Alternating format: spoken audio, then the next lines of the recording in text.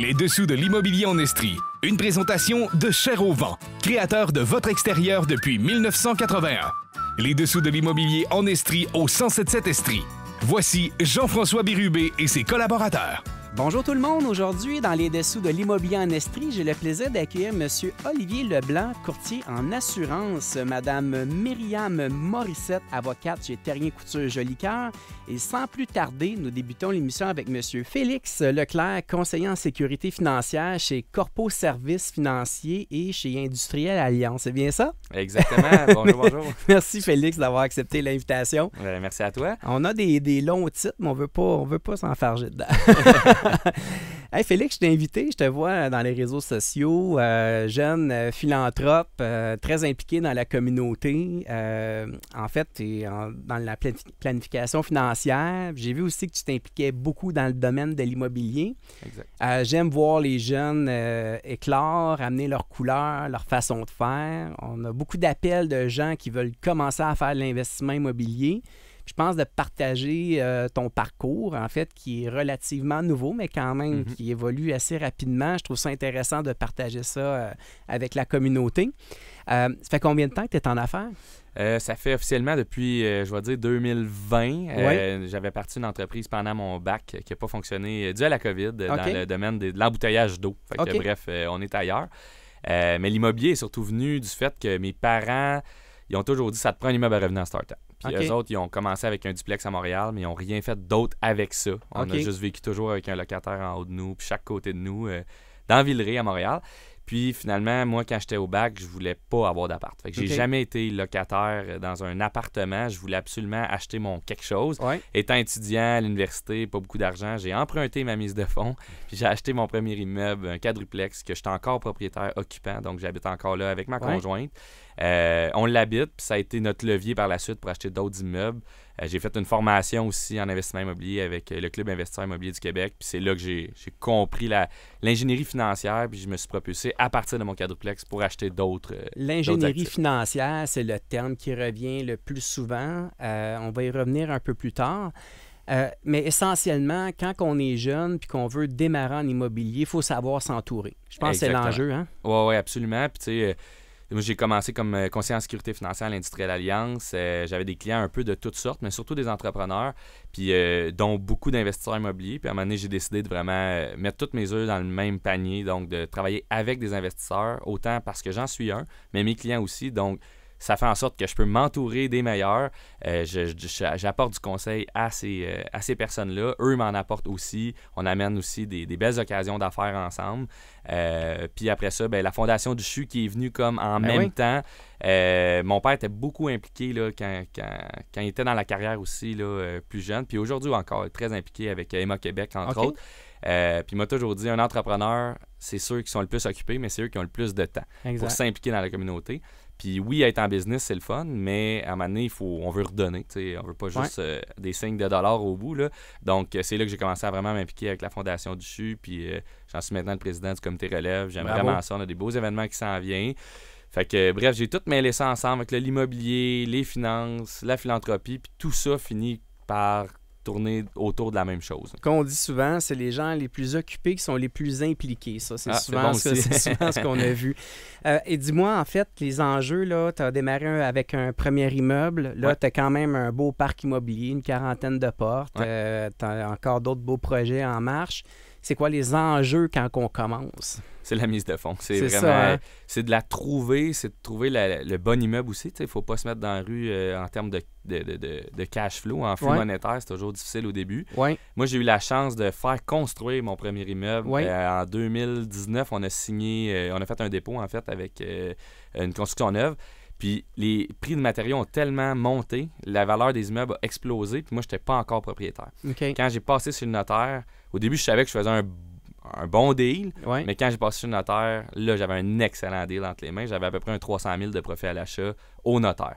Pourquoi? Le marché a fait sa job, tout a explosé, puis mon entrepreneur... il a été vraiment gentil. Il nous a gardé notre prix de départ. Si je peux le nommer, oui, Christian Bello. Fait Ah que, ouais, un c'est gros bon. merci à Christian. Je l'ai remercié dernièrement. J'ai dit merci. C'est bon. Tu m'as rendu vraiment ailleurs grâce à cet immeuble-là. Ouais. C'est cet immeuble-là maintenant qui m'a fait un levier pour tout acheter le reste. OK. Puis là, comme on le sait, il y a des refinancements qui s'en viennent. Fait qu'on va rembourser ce que j'avais emprunté dessus. Puis on Parce qu'en avance. fait, là, on parle d'ingénierie financière. Là, c'est vraiment l'immobilier, on le répète, là, mais c'est un travail de financement tout le Exact. temps. Tout le temps. Pourquoi? Pourquoi les gens comprennent pas ça?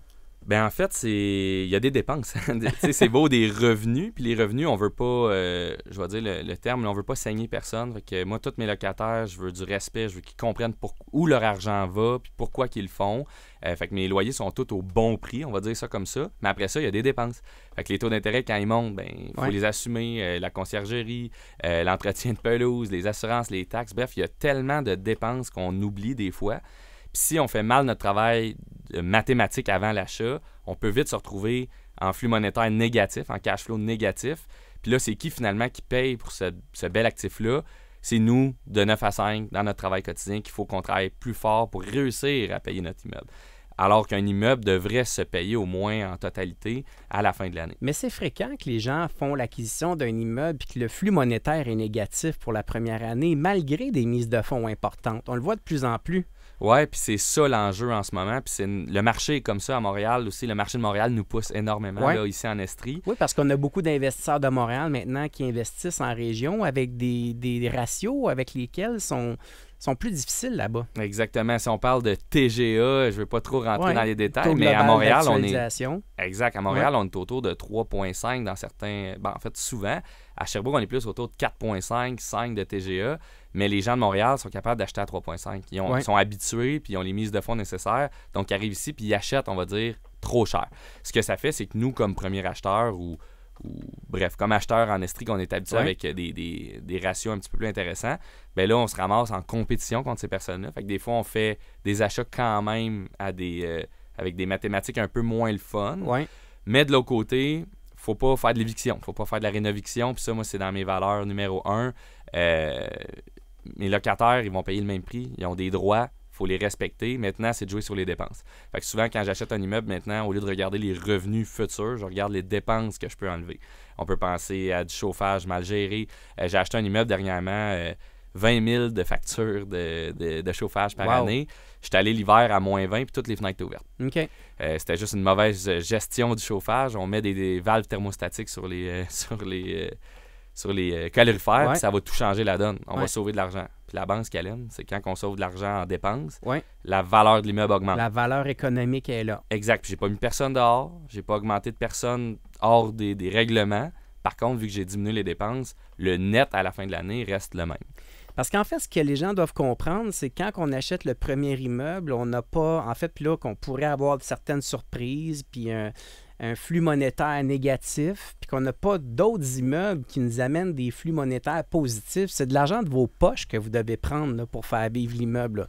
Donc, quand on dit aux gens, c'est ça qui est le plus difficile, c'est les premiers immeubles qui sont les plus difficiles, c'est une réalité. Ouais. Et en fait, ce que je veux aborder avec toi aussi, Félix, c'est à un moment donné, les propriétaires d'immeubles locatifs sont régulièrement ou toujours en refinancement. Il y a une stratégie derrière ça. Oui, ben en fait, il y a quelque chose de fabuleux au Québec. Un prêt est non imposable. Donc, quand on emprunte quelque chose, personne ne passe dessus. C'est une dette. Donc, quand on a un immeuble qui a pris de la valeur, si on refinance l'immeuble parce que la valeur de l'immeuble a augmenté, la banque nous octroie un meilleur prêt, donc on peut sortir de ce refinancement-là avec un chèque. Donc, une équité. Une équité, mais liquide. Elle tombe dans le compte non imposable. Exactement. Fait que c'est sûr que c'est alléchant. S'il tombe 400 000 $, je fais un exemple, là, dans le compte chèque de l'entreprise qui gère l'immeuble ou dans le compte de banque de l'immeuble, il rentre 400 000. Bon, on peut se faire vivre avec ça quand même longtemps parce que ça revient quasiment à 800 000 brut d'un salarié ou d'un entrepreneur qui se verse un salaire. Qu'on peut faire un bon bout de chemin. Habituellement, le but, c'est d'acheter un autre immeuble avec cette équité-là. Mais au bout de plusieurs années, on pourrait parler 20, 25 ans, parce qu'on le sait, l'immobilier, c'est du long terme. Si vous pensez faire de l'immobilier sur le court terme, c'est pas... Il y a d'autres choses, ça marche, mais c'est pas... Il faut vraiment, vraiment le voir sur le long terme. À la fin, il faut payer sur le gain en impôts. Donc, si l'immeuble, on l'a acheté 1 million, puis il en vaut 4 millions dans 20 ans, le 3 millions de gain, lui, il va être imposable à 50 %. C'est le gain de capital. Exact. Puis la fiscalité, on la connaît aujourd'hui, en 2025. On sait c'est quoi, c'est 50% du gain en capital qui est imposable. Dans 20 ans, c'est quoi? Exact. On n'en a aucune idée. Ça pourrait être plus que ça. Il faut prévoir ces choses-là. Puis quand on refinance tout le temps, si dans 20 ans, notre immeuble est refinancé à 3 millions sur 4 millions, il reste quand même 1 million à l'intérieur, c'est super le fun, mais on l'a acheté 1 million. La facture d'impôt là, va être plus grosse que le million d'équité qui reste à la fin. Alors, pour ceux qui nous écoutent, là, c'est quand même assez simple, mais très complexe à la fois. C'est qu'on est dans une situation souvent où que, les gens veulent vendre leur immeuble puis ils me disent « Moi, je le dois tout à l'impôt ». C'est cette phrase-là, là, c'est de ça dont on parle. Donc, c'est qu'il y a la facture d'impôt à payer est plus importante que l'équité qu'on retrouve sur l'immeuble. L'objectif de refinancer, on l'a dit tout à l'heure, c'est d'aller chercher une partie de l'équité qui est non imposable. Le taux d'intérêt, lui, est déductible d'impôt. Donc, on n'en a pas parlé, mais c'est quand même un avantage très important. Mais à un moment donné, c'est que... Puis là, on n'a même pas parlé aussi de l'amortissement, en fait, qu'on peut prendre. On peut peut-être détailler un peu l'amortissement. C'est sûr, je ne suis pas fiscaliste, je tiens à le dire. Donc, référez toujours à votre fiscaliste pour l'amortissement. Mais si je peux l'imaginer un petit peu... au Québec, on a la chance d'avoir de l'amortissement. Puis l'amortissement, c'est une dépréciation de l'immeuble. Mais un immeuble, ça ne déprécie pas. Mais le gouvernement, il dit, je te donne, tu as la possibilité de mettre de l'amortissement, de compter une dépréciation qui est fictive. Donc, ton million, il a déprécié cette année. Fait que tu peux rendre ça déductible, cette dépréciation-là. Tu crées une dépense. Tu crées une dépense avec l'amortissement. Exactement. Par contre, dans l'histoire de l'immobilier, un immeuble a rarement perdu. Fait qu'à la fin, quand on vend l'immeuble, tout ce qu'on a mis en dépense d'amortissement, de dépréciation, il n'y a pas déprécié. Il faut le redevoir à l'impôt. Fait qu'en plus du gain à la fin, il faut rembourser tout l'amortissement qu'on a pris dans le passé. En fait, il faut juste comprendre, c'est que si vous payez votre hypothèque, vos dépenses annuelles, OK, puis là, vous arrivez à la fin de l'année là, avec un flux de trésorerie à zéro, mais vous avez quand même encaissé un revenu qui a servi à rembourser du capital. Ce revenu-là est imposable. Exact. Donc là, ça veut dire qu'à la fin de l'année, vous devez sortir des liquidités pour payer de l'impôt. Donc là, vous tombez avec un flux monétaire négatif. Mais le gouvernement vous dit que vous avez le droit de créer une dépense fictive de 4 % annuellement à partir de la deuxième année jusqu'à concurrence de 25 ans. Donc, 25 ans fois 4 %, on est capable d'amener la valeur au livre à zéro. Alors là, ça fait en sorte que lorsque vous vendez, vous devez rembourser l'impôt que vous avez sauvé ou reporté, plus le gain de capital. Donc, la facture, ça prend une stratégie finalement. Exact. Puis c'est là que ça prend une stratégie de sortie. 100%. Puis ça prend un plan. Puis c'est pas un immeuble, il faut les voir dans l'ensemble. Donc, juste à mon actif, exemple, j'ai 4 immeubles. Bon, ben mes 4 immeubles sont dans un beau Excel. Puis en ce moment, je calcule ce gain-là dans le temps parce qu'il faut que j'aille un plan de sortie. Ça se peut qu'à un moment donné, je vende. Ça se peut qu'il y ait des partenariats qui ne fonctionnent plus. Il faut décider de vendre des parts, peu importe. Mais il faut avoir des plans, puis il faut se garder toujours du liquide en immobilier. Au début, c'est vraiment difficile, là, on va se l'avouer. Il est là la part de risque. Mais après plusieurs années, il faut se garder une certaine enveloppe budgétaire pour ce genre de risque-là. Pour bien dormir. Pour bien dormir. Oui, c'est ça. Parce que l'impôt nous guette toujours. Puis peut-être qu'on va dire, moi, je suis en santé, je fais du jogging, c'est beau. Mais mettons qu'il arrive un décès. Puis que ta succession, c'est tes enfants, ta femme, peu importe, puis qu'elle n'est pas sur les papiers nécessairement de tes immeubles, bien, c'est eux qui se ramassent avec la facture fiscale. Fait que dans le fond, c'est de donner un cadeau empoisonné un peu à tes enfants. C'est là qu'il y a plusieurs stratégies qui existent, soit qu'on met d'autres placements diversifiés, que ce soit dans nos CELI, dans nos REER, dans des placements non enregistrés, ailleurs pour prévoir ça, ou carrément l'assurance vie qui a comme la meilleure technique là, à ce jour pour ce genre de gestion de risque-là à la succession. Mais Félix, il y a tellement de gens qui sont dans l'immobilier puis qui ils jouent à l'autruche avec le scénario de sortie. On a beaucoup de baby boomers. Moi-même, j'ai eu l'occasion de les rencontrer pour leur dire, ils me disaient, je veux vendre mon immeuble. Puis là, je leur disais, est-ce que vous connaissez l'impact fiscal à la vente de votre immeuble? Puis au final, ils m'ont dit, une chance, tu me l'as dit, parce que si on avait décidé d'accepter et de vendre, j'avais même pas l'argent pour payer l'impôt, alors que je croyais être en mesure de sortir 200 ou 300 000 $ d'équité. Alors vraiment, là, c'est... Puis souvent, les gens laissent ça dans les mains du comptable. Le comptable va générer un rapport d'impôt pour limiter l'impôt annuel, mais à la fin de la journée ou à la fin du cycle, là, ça va avoir un impact important. Oui, puis j'ai déjà vu aussi des investisseurs dans mes clients qui ont vendu leur immeuble, mais l'impôt est payable l'année suivante quand tu fais ton rapport d'impôt. Mais il y avait déjà dépenser cette vente-là dans un autre immeuble. Mais là, ils arrivent à l'impôt, puis ils doivent, je sais pas moi, 150 000 d'impôt. Et où? Ouais. Fait que là, on met l'impôt sur 2-3 ans avec à des pourcentages vraiment élevés du gouvernement. Finalement, on se retrouve avec un prêt non déductible, parce que une dette d'impôt, c'est non déductible, au gouvernement. Mais oui, on a un immeuble, mais notre immeuble, vu qu'on vient de l'acheter, théoriquement, il est pas super positif en termes de rendement. Fait que c'est qui travaille finalement pour payer cet impôt-là? Il faut retourner, si on est rendu libre financièrement où on pensait, on retourne au travail et payer cet impôt-là. C'est tellement intéressant ce que tu partages. Alors, dans le fond, il faut s'entourer de professionnels. Toi-même, là, en fait, aujourd'hui, tu es dans les finances, mais tu as des spécialistes dans chacun des départements. Exact. On parlait d'amortissement. Tu dis, moi, je ne suis pas fiscaliste. Entourez-vous de professionnels. Faites-vous une planification. Ça prend un plan d'affaires. Ça prend un plan de sortie. C'est ça qu'on est en train de se dire. Exactement. Félix Leclerc, franchement, là, ça a été vraiment très, très le fun de t'avoir à l'émission de radio. Conseiller en sécurité financière chez Corpo Service et en fait, tu es affilié au groupe Industriel Alliance. Exact. Merci beaucoup d'avoir accepté l'invitation. Je vais te souhaiter bonne chance dans tes futurs projets. Espérons que la progression va continuer au même rythme. Alors, j'espère que tu accepteras nos prochaines invitations. C'est certain. Merci beaucoup. Je te souhaite un bel avant-midi. Merci. Bye bye. Vous aimez l'émission? Vous avez des commentaires, des suggestions? Écrivez-moi à imo@cogecomedia.com. Je prendrai le temps de lire vos courriels, d'y répondre et certainement amener les sujets. Alors, imo@cogecomedia.com.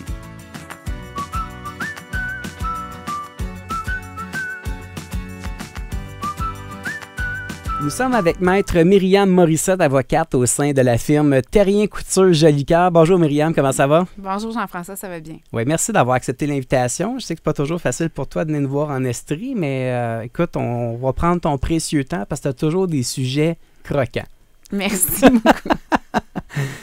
Myriam, je veux qu'on parle d'un cauchemar qu'une jeune famille a vécu dans la région de Montréal suite à des travaux. Puis je pense qu'on a eu plusieurs occasions dans l'émission d'avoir des assureurs qui expliquent l'importance d'être bien assuré, les sous-traitants. Puis je pense que cette histoire-là que tu nous amènes aujourd'hui, ça va peut-être réveiller certaines personnes à dire « Oh, faut que je prenne mes responsabilités. » Puis de jouer à l'autruche, c'est peut-être pas la meilleure des idées.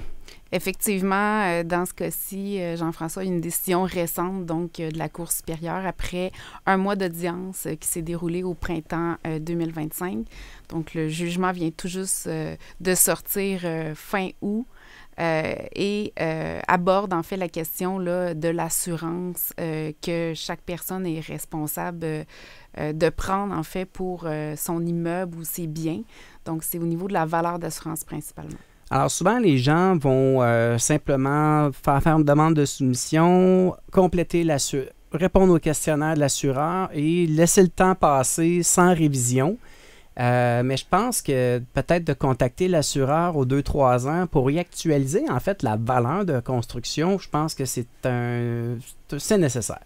C'est nécessaire, puis c'est un conseil, en fait, si on constate là, l'augmentation du coût, par exemple, dans le domaine de la construction. Tout à fait. Et aussi, quand on regarde, par exemple, à quel moment notre immeuble a été construit, bien, les normes au moment de la construction et au moment où un sinistre survient ne sont pas les mêmes. Et notamment, est-ce que cet élément-là est couvert par la police d'assurance? Alors, tombons dans le vif du sujet. On a un couple qui a voulu faire des travaux en sous-œuvre, donc de fondation de leurs biens immobiliers et catastrophe. Oui, en fait, ils entreprennent des travaux de construction, des travaux en fait de rénovation et lorsque ils embauchent en fait une entreprise pour faire les travaux au niveau de la fondation, l'entreprise se trouve à enlever en fait une partie de la terre qui est collée sur le solage, donc qui est attenante au solage. Et à ce moment-là, le sol devait servir en fait pour maintenir la structure puis la fondation. Donc, lorsque le sol est retiré, eh bien, l'immeuble s'effondre. Donc, c'est une perte totale de l'immeuble. C'est un plex qui se situe à Montréal. Alors, perte totale, là, c'est une catastrophe parce que tous les biens, évidemment, sont à l'intérieur. Probablement qu'il y a dû avoir démolition. Donc là, le recours que le propriétaire a, c'est un recours contre l'entrepreneur et probablement de son propre assureur. Dans ce cas-ci, la jeune famille a poursuivi son propre assureur, a poursuivi également l'entreprise qui avait fait les travaux. et a poursuivi également le courtier de cette entreprise-là, parce qu'il y a 2 volets au niveau de l'assurance là, que ça me fera plaisir d'explorer avec toi. Alors, donc, dans les faits, il y a eu poursuite en dédommagement puis réclamation pour une reconstruction complète. Mais dans notre cas présent, le constructeur, l'entrepreneur, n'avait pas d'assurance pour couvrir les travaux en sous-œuvre par lesquels il avait été mandaté. C'est bien ça? C'est effectivement le cas. Donc, la compagnie, en fait, qui devait effectuer les travaux, n'avait ni la compétence, ni était assurée pour ce qu'on appelle des travaux de sous-œuvre. Donc, dès qu'on va en dessous du sol, ils ne pouvaient effectuer ce genre de travaux-là. En fait, ils n'étaient pas couverts pour ces travaux-là, ce qui fait en sorte que lorsque la jeune famille a poursuivi donc l'entrepreneur, c'est une compagnie qui a fait faillite, mais l'assurance est en vigueur.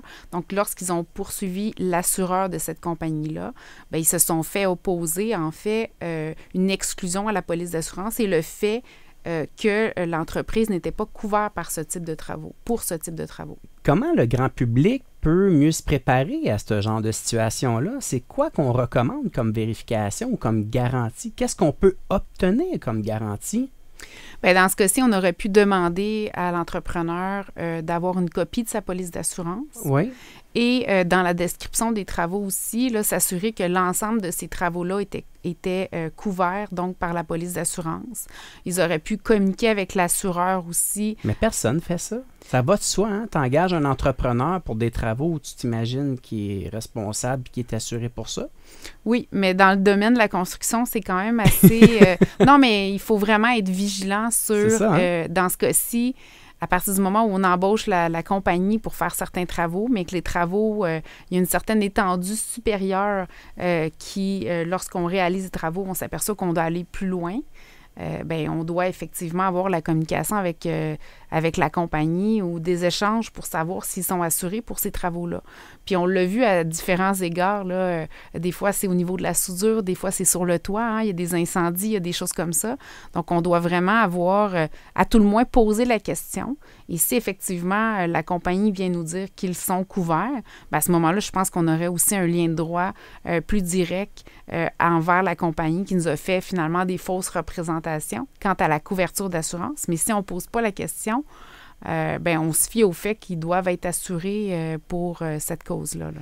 Donc là, on va y revenir tout à l'heure au niveau de l'entrepreneur, mais comble du malheur, cette famille-là n'avait pas ajusté leur propre assurance habitation non plus. Bien, il y a 2 volets, en fait, au niveau de l'assurance. Tu as raison. Il y a 2 volets. Le premier volet, c'était le montant de l'assurance. Oui. Donc, le montant souscrit au niveau de la reconstruction. Donc, dans ce cas-ci, ils avaient souscrit une police d'assurance pour une reconstruction à 503 000 $. OK. Il faut comprendre qu'ils ont touché un certain montant d'argent au niveau de la reconstruction, mais la poursuite visait à obtenir 585 000 $ supplémentaires en dommages et également là, quant à la reconstruction. Donc, le premier volet, c'était vraiment la valeur souscrite. Puis ça, il faut avoir des échanges avec notre assureur puis avec notre courtier pour établir est-ce que mon bien, si jamais je dois procéder à la reconstruction du bien, est-ce que je suis assurée pour la totalité de la reconstruction? Puis dans ce cas-ci, la famille avait choisi, dans le fond, d'établir un coût de reconstruction à 503 000 $. Qui est rien. Qui était rien pour un coût de construction d'aujourd'hui, exact. En fait. Donc, ils se sont retrouvés effectivement à devoir débourser des sommes pour reconstruire un immeuble, mais c'est en toute connaissance de cause qu'ils avaient décidé de choisir ce montant-là. Puis l'autre volet, c'est que leur police d'assurance excluait en fait la mise aux normes du bâtiment. Hey. Donc, si on a un immeuble qui est construit depuis les années 1950, on comprend que les normes les normes d'aujourd'hui ne sont pas du tout les mêmes. Et donc, la police excluait, en fait, tous les travaux qui visaient, dans le fond, la mise aux normes. Alors, pour ceux qui nous écoutent, qui sont propriétaires d'un immeuble, d'une maison, et que vous n'avez pas parlé à votre assureur depuis 2 ou 3 ans, vous êtes peut-être dû pour une mise à jour. Hein? Je pense que c'est un peu ça que ça veut dire. Bien oui, s'assurer effectivement d'être bien assuré. D'être bien assuré. Alors là, finalement, là, on est dans une situation où l'entrepreneur n'est pas couvert pour le dommage causé. Le client propriétaire de l'immeuble n'est pas suffisamment assuré. Est-ce qu'il y a des recours? Bien, dans ce cas-ci, ils ont fait le recours Oui. qui était approprié, mais se sont fait opposer ce qui était dans les contrats d'assurance respectifs, autant leur contrat d'assurance à eux, quant à la couverture, puis quant à la mise aux normes. Puis de l'autre côté, se sont vus opposer donc une exclusion ou une absence de couverture pour des travaux réalisés par l'entrepreneur. Donc, leur recours entièrement a été rejeté après 1 mois d'audience, en plus d'avoir Un encouru... mois d'audience. Pendant combien d'années? Ça peut prendre combien de temps, des procédures comme ça? Bien, pour te donner une gouverne, là, c'est un Ouais. immeuble qui s'est effondré en novembre 2016. Oh my God! Puis on vient d'avoir le jugement. On vient tout juste d'avoir le jugement. OK, fait que c'est un vrai cauchemar. Donc, les gens, en fait, ce qu'ils ont dû faire, c'est de s'organiser par eux-mêmes en espérant peut-être d'avoir un retour éventuellement, mais finalement, ils se sont ramassés le bec à l'eau, c'est ça? Tout à fait. Alors là, en réalité, vous voulez faire des travaux importants, vous voulez commencer à peut-être magasiner ou faire des soumissions. Je pense que c'est important d'avoir un contrat détaillé, d'exiger une preuve d'assurance. Oui. Et peut-être même d'informer votre propre assurance avant l'exécution des travaux. Ça peut être une excellente idée d'aviser l'assureur, notre propre assureur, avant la réalisation des travaux pour s'assurer aussi de couvrir au moment où les travaux vont avoir été complétés la nouvelle valeur Ouais, du c'est bâtiment. Parce qu'il y a ça aussi. Il y a le C'est vrai. avant, mais il y a aussi le après. Et le pendant. Et le pendant. Alors, mais en fait, c'est quand même fascinant de voir ça. Donc, au final, je pense qu'on voit au Québec, tu sais, dans le domaine de la construction, on voit que les normes se complexifient, tout ça. C'est pour probablement aussi éviter certains dérapages comme celui-là. Peut-être qu'un client aurait pu mandater un entrepreneur général aussi qui, lui, aurait supervisé un sous-traitant en sous-œuvre qui aurait pu faire les travaux. Mais à un moment donné, il y a un coût qui est lié à ça, mais il y a quand même une protection normalement qui devrait suivre, là. Tout à fait, mais c'est la même chose aussi quand quelqu'un décide de souscrire à une police d'assurance et décide de limiter. Hein, on le sait, des fois, notre assureur nous dit voici tes biens, quelle valeur, ton immeuble, quelle valeur.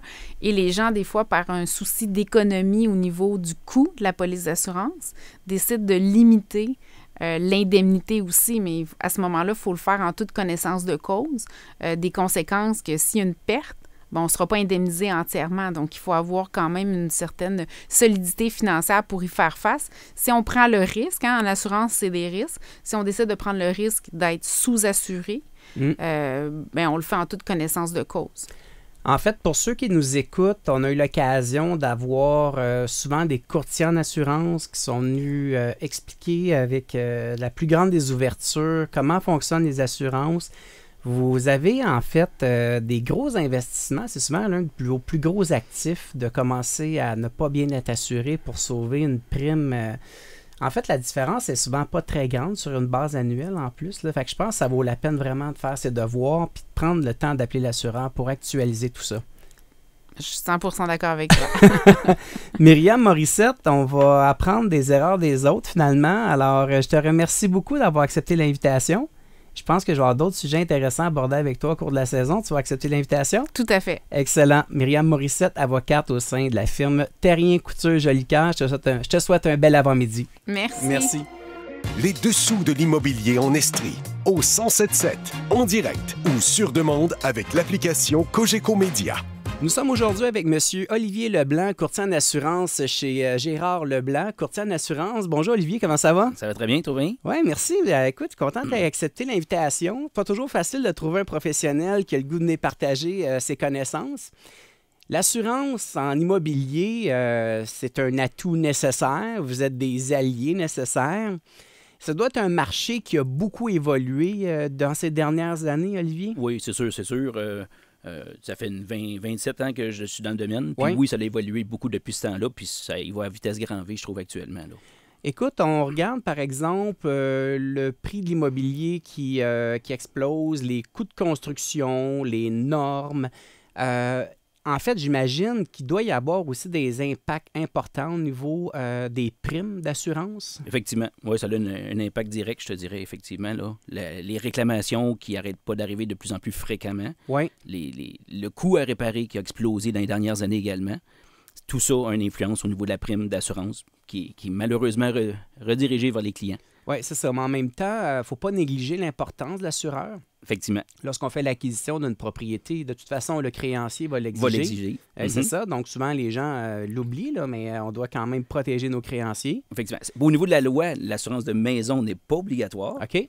même si la majorité des gens vont l'avoir. Mais le créancier hypothécaire va exiger d'avoir une assurance pour protéger son investissement. Mais oui, c'est bien pour monsieur, madame, tout le monde d'avoir son assurance habitation pour couvrir autant ses biens, qui est souvent un des plus gros investissements qu'on va avoir dans la vie au niveau d'un bâtiment, mais également pour couvrir son contenu à l'intérieur, la responsabilité civile qui en découle. Donc, c'est un contrat complet, là. Dis-moi, en fait, on regarde, là, tu sais, on a eu quand même un été très, très sec, là, mais on oublie là, qu'il y a eu quand même des gros coups d'eau au printemps. L'automne, qui est, bon, on est pas mal à l'automne, mais on s'attend quand même sûrement à d'autres gros coups d'eau. Il y a eu beaucoup de refoulement d'égouts. La pression est forte sur le système d'égouts et tout ça. Oui. J'imagine qu'il y a plusieurs clients qui ont déjà réclamé une ou deux fois. Y a-t-il une fin à ça? Est-ce qu'un assureur pourrait un jour refuser d'assurer? Très bonne question. Je dirais que l'assureur se réajuste beaucoup. Il va s'ajuster en fonction des statistiques, de l'actuariat, effectivement. Puis oui, c'est de plus en plus fréquent. Le dégât d'eau qu'on en parle, c'est peut-être, c'est la réclamation la plus onéreuse. C'est la réclamation qui arrive le plus souvent au niveau de l'assurance. Puis les coûts sont vraiment exponentiels dans les dernières années. Réparer un sous-sol, il y a 15-20 ans, à 15 000, on pouvait s'en sortir pas si pire. Aujourd'hui, à 40 000, c'est quasiment un minimum à la limite, là. Je comprends. Alors, les enjeux sont quand même importants. En fait, là, on pourrait-tu dire aussi quelqu'un qui est propriétaire d'un bien immobilier depuis plusieurs années, est-ce qu'on l'encourage à rappeler l'assureur pour réajuster les primes ou à réajuster, en fait, ce qu'on doit assurer? Oui, son montant de protection, effectivement. Le montant de protection, oui. Parce qu'au niveau d'une assurance de maison, si on prend un bâtiment, la majorité des contrats qu'on va couvrir, c'est un coût de reconstruction. Donc, c'est qu'est-ce que ça coûte reconstruire cette dite maison-là aujourd'hui avec les matériaux et la main-d'œuvre d'aujourd'hui. Donc, c'est sûr que ça, dans les dernières années, ça l'a vraiment, quand je dis que ça l'a augmenté de façon exponentielle, c'est vraiment le cas. Rapidement, là, je pense j'ai vu dernièrement, c'est 67 % d'augmentation des coûts de reconstruction dans les 5 dernières années. J'ai pas misère à te croire. Si on prend que l'inflation, c'est 18 % dans cette année-là, dans ces mêmes années-là, fait qu'on a un gap épouvantable. Donc, autrement dit, avant COVID, qu'on peut parler également, construire une maison pouvait coûter, je mets un scénario X, 300 000, bien, la même maison, on n'est pas 25 ans plus tard, on va être 5-6 ans plus tard, on peut facilement parler comment coûter. J'ai dit 300 pour coûter 450 000 avant même d'aller plus loin. Peut-être même plus. Je suis raisonnable dans mon... T'es raisonnable, c'est ça. Mais en fait, l'autre élément là-dedans qui est quand même non négligeable, c'est que là, les gens nous disent, le coût de construction, mais on n'assure pas le terrain. Donc, c'est vraiment le coût de reconstruction. Ce qui est drôle, parce qu'aujourd'hui, la valeur des terrains a explosé également. Ça vaut une fortune. Sauf que nous, de notre côté, ce qu'on assure, c'est le bâtiment. Donc, le terrain va vouloir excessivement cher, sauf qu'il n'est pas, entre guillemets, assurable. Il ne peut pas être endommagé, que ce soit par une tempête de vent ou peu importe. Donc, c'est vraiment le bâtiment ou les bâtiments qu'on va couvrir là-dessus. OK. Écoute, j'ai quand même des questions de base, là, mais tu sais, nous, dans le domaine, des fois, on répond à toutes sortes de questions. Puis là, évidemment, on est là pour accompagner les gens là, qui sont dans une nouvelle portion de leur vie, mais... Là, en fait, là, il y a l'assurance locataire, c'est une chose. L'assurance propriétaire-occupant, assurance propriétaire non-occupant, c'est tous des contrats différents, là. Oui, effectivement. C'est toute l'assurance habitation. Mais l'assurance habitation va être disponible pour tous les types, justement, de personnes. On peut être ceux qui sont en logement, avoir une assurance locataire. Ça va se limiter plus au niveau du contenu des biens et de leur responsabilité civile. Un exemple, un propriétaire occupant, qu'on va appeler en langage d'assurance. Donc, c'est quelqu'un qui habite sa propre maison. Ça va être, là, on va couvrir le bâtisse, les garages, les remises s'il y a lieu. On couvre le contenu également à l'intérieur et la responsabilité civile. Puis, comme tu l'as dit, il peut y avoir également des propriétaires non occupants. Donc, ceux qui sont propriétaires de bâtisses à revenus, bien, on va couvrir le bâtiment en soi pour également ses propres dommages et tout ça. Alors, puis quelqu'un qui voudrait faire de la location courte durée. Alors, j'imagine que c'est un enjeu, ça aussi, hein? Oui, c'est de plus en plus populaire, on ne se le cache pas. Quand je dis que l'assurance évolue énormément, il y a X années, c'était vraiment très difficile, peut-être à la limite, même de trouver de l'assurance pour ça. Donc, les compagnies ne voulaient pas assurer. C'est ça, c'était nouveau. Beaucoup qui sont... L'assurance, de façon générale, sont assez fermées au départ.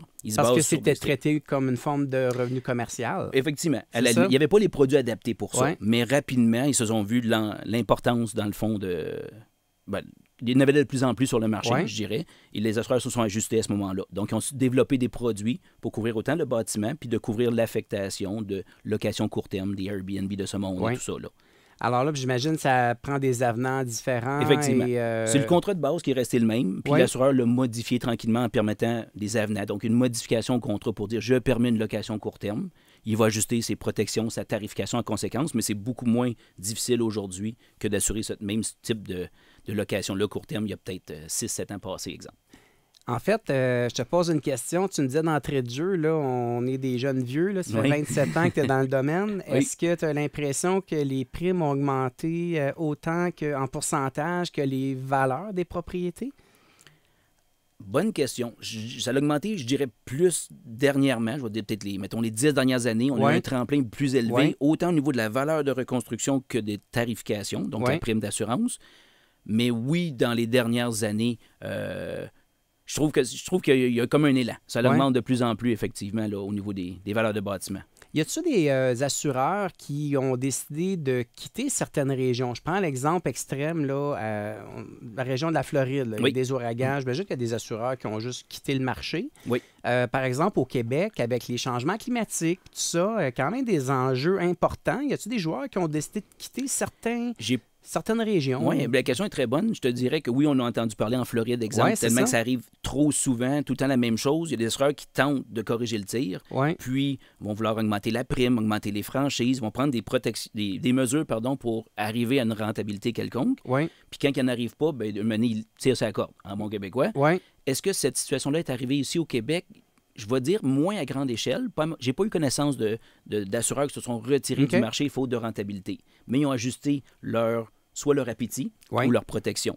Il fait penser rapidement au niveau des condominiums, des syndicats de copropriété. Ça, on remonte peut-être à 15 ans passés, j'avais beaucoup plus de joueurs, puis peut-être dizaine d'années à peu près, il y a quelques assureurs qui ont décidé, faute de rentabilité, malgré les mesures qu'ils ont décidé d'appliquer. Parce que les réclamations sont trop importantes tout le temps lorsqu'il y en a. Les dégâts d'eau, les ci, les ça. Donc, l'assureur Amani a dit, garde, moi, je me retire de ce marché-là. Donc, c'est arrivé moins fréquemment peut-être, ou peut-être moins fait de vagues que je dirais au niveau de la Floride, mais oui, c'est des choses qui sont arrivées. Mais c'est plus des marchés niches qui se sont retirés que carrément retirés du marché. Il y a combien d'assureurs à peu près? Méchante bonne question. Il y en a moins qu'avant parce que la mode est à la consolidation. Donc, les assureurs s'achètent entre eux. Oui.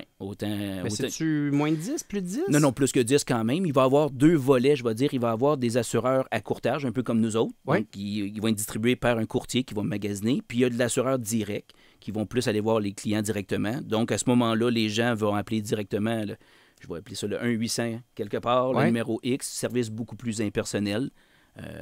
Qui vont pouvoir offrir leurs produits quand même, mais sans l'intermédiaire, sans la notion de conseil entre les deux, à la limite. Là. Écoute, Olivier Leblanc, courtier en assurance, je vais arrêter le temps d'une pause publicitaire, puis je pense que vous êtes aussi dans un domaine où il y a eu beaucoup d'évolution, puis je veux qu'on rentre un peu plus dans les points techniques du type d'entreprise que vous avez, parce que je trouve ça intéressant de voir tous les changements à tous les niveaux. Avec plaisir. On se retrouve dans quelques instants. Merci. Les dessous de l'immobilier en Estrie, au 1077, en direct ou sur demande avec l'application Cogeco Média. Alors, nous sommes de retour avec M. Olivier Leblanc, courtier en assurance chez Gérard Leblanc, courtier en assurance. Merci, Olivier, d'être là. Ça fait plaisir. Écoute, on parlait avant la pause publicitaire des courtiers en assurance, des assureurs directs. Ça me fait penser à l'autoconstruction, quelqu'un qui va s'engager, un entrepreneur général, les gens qui vont souhaiter vendre leur maison par eux-mêmes ou consulter un courtier immobilier. Écoute, on voit quand même qu'il y a de la compétition dans ce domaine-là. Comment ça se vit sur le terrain? Au quotidien, ça se vit au quotidien. C'est certain qu'il va y avoir deux types d'assurance qu'on dit assureur direct et assureur à courtage. Donc, c'est un petit peu nos compétiteurs indirectement. Les gens sont de plus en plus informés, sont de plus en plus sollicités. C'est même facile aujourd'hui d'avoir de la tarification. Il suffit d'aller sur le web en ligne, puis des fois 6-7 questions, puis ils posent des réponses. C'est pour attirer les gens aller quelque part vers leur marché. Par la suite, ils vont développer davantage. Mais oui, c'est de quoi où au quotidien, la tarification peut bouger d'un assureur à l'autre.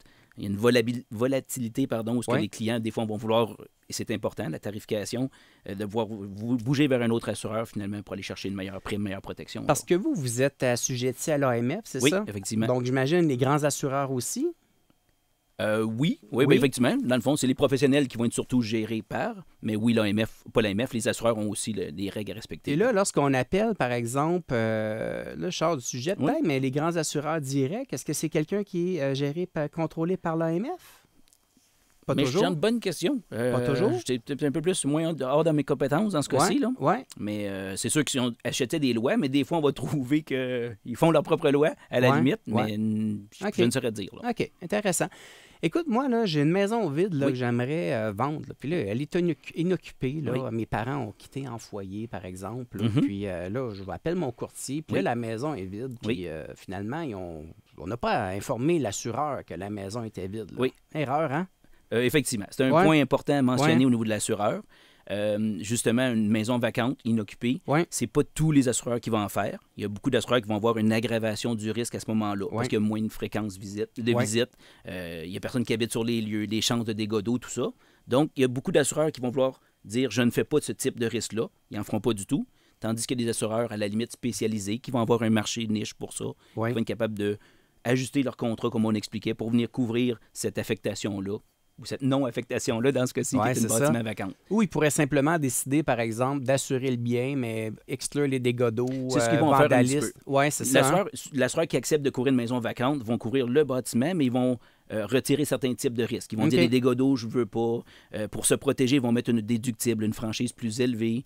Ils vont mettre des formules moins larges au niveau de la couverture. Donc, ils vont ajuster le contrat pour quand même garder un minimum de couverture, mais en fonction des risques que ça représente maintenant. Là, on voit le marché de l'immeuble locatif, les constructions, les coûts et tout ça. J'imagine, encore une fois, les assureurs ont dû s'ajuster là-dedans. Effectivement. C'est des gros marchés. C'est un très bon marché, Oui, c'est ça. C'est nouveau. Les blocs... En fait, c'est nouveau qu'il y en ait autant, si on pourrait dire. De bâtisses à revenus? Oui, exact. Oui, effectivement. Oui. Puis souvent, avec le partage de... Excusez-moi, on parlait tantôt de la location court terme, tout ça. Des fois, c'est pas juste un chalet que les gens vont acheter puis vont le louer qu'à 100 %. Ça va être des fois des gens qui vont dire « j'utilise mon bien, mais dans l'été, je l'utilise moins, ou l'hiver, je l'utilise moins, je m'en vais en Floride. » Il va se permettre de louer à ce moment-là. Donc, il y a de la location, mais des fois, pas de temps à temps plein, je dirais. Là, à temps partiel. Fait qu'ils partagent l'autopartage, ils partagent leur bâtiment, leurs biens. Puis oui, les assureurs ont dû s'ajuster au niveau de la protection par rapport à ça. Tu conseilles aux auditeurs d'appeler à quelle fréquence leur assureur pour mettre à jour leur protection? Au minimum. Je dirais que s'il n'y a pas de changement, c'est sûr que quelqu'un qui va faire des modifications à son contrat, il devrait appeler sur le champ, effectivement. Une rénovation, un changement de système de chauffage. On a aussi simple ou banal qu'on a rénové notre toiture. C'est des points importants à avertir qui vont avoir un impact dans le bon sens au niveau de la tarification. Mais je dirais que normalement, si quelqu'un se dit qu'il ne fait aucun changement, aux 3 ans, ça peut être bien. Aux 3 ans, ça pourrait être quelque chose d'intéressant à retenir. Olivier Leblanc, courtier en assurance chez Gérard Leblanc, courtier en assurance entreprise familiale. Effectivement, oui. Le nom le dit. Oui, exact. Écoute, merci beaucoup. Écoute, c'était vraiment intéressant de répondre à ces questions-là du tac au tac. Je suis convaincu que, peut-être bien des gens vont nous dire « Ah, ben j'ai rien appris », mais certaines personnes vont nous dire « Ah, c'est vraiment intéressant. Chérie, on va appeler les assurances pour mettre à jour notre dossier. » Lundi matin, on appelle. Comment on fait pour te rejoindre, Olivier? C'est facile. Dans le fond, l'entreprise à Compton, on peut nous rejoindre au 835-9511. L'entreprise familiale. Je ne suis pas seul, on est une 24 dans l'équipe, donc n'importe qui de notre équipe va faire un plaisir de vous servir là-dessus. Hey, merci beaucoup, Olivier. Je te souhaite un bel avant-midi. Super, merci beaucoup à toi. Merci, bye-bye. C'est déjà ce qui m'a fait notre émission d'aujourd'hui. Merci sincèrement d'avoir été des nôtres. J'ai eu un grand plaisir d'échanger avec M. Félix Leclerc, M. Olivier Leblanc et Mme Myriam Morissette. N'oubliez pas qu'en tout temps, vous pouvez aussi réécouter l'émission via le site du 1077 Estrie, section rattrapage, ou encore sur l'application Cogeco Média dans l'onglet Balado. Vous avez des questions, des commentaires, n'hésitez pas à m'écrire sur mon courriel à imo.estrie@cogecomedia.com. On se retrouve dès samedi prochain, 11h, pour une nouvelle émission. Merci à Gilbert à la console et d'ici là, je vous laisse entre les mains de Priscilla Quirion qui vous accompagnera cet après-midi avec les classiques 80-90. Bon avant-midi tout le monde. Les dessous de l'immobilier en Estrie. Une présentation de Cher au vent, créateur de votre extérieur depuis 1981. Rattrapez l'émission en balado au fm1077.ca.